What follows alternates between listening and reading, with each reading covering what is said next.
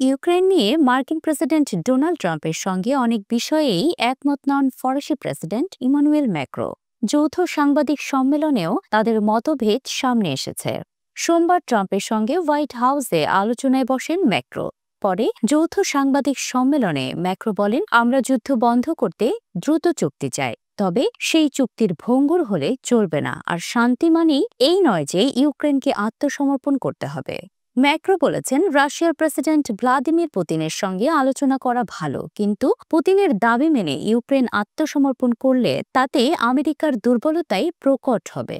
ফ্রান্সের প্রেসিডেন্টের মতে ইউক্রেনের নিরাপত্তার গ্যারান্টি ছাড়া যুদ্ধ বন্ধ করা সম্ভব নয়। তবে ট্রাম্প এই নিরাপত্তা সংক্রান্ত নিশ্চয়তা নিয়ে একটা কথাও বলেননি। ট্রাম্প বলেছেন তিনি দ্রুত এই যুদ্ধ বন্ধ করতে চান, কিন্তু ম্যাক্রো বলেছেন, আমরাও চাই যুদ্ধ দ্রুত বন্ধ হোক, কিন্তু আমরা এমন চুক্তি চাই না যা দুর্বল। তবে দুই নেতা একটা বিষয়ে একমত, তা হলো যুদ্ধ বন্ধ হওয়ার পর ইউক্রেনে ইইউ এর শান্তিরক্ষী বাহিনী থাকবে। ম্যাক্রো বলেন, শান্তিরক্ষীরা সীমান্তে থাকবে না, তারা শুধু এটুকু ঠিক করবে যে শান্তি বজায় থাকে।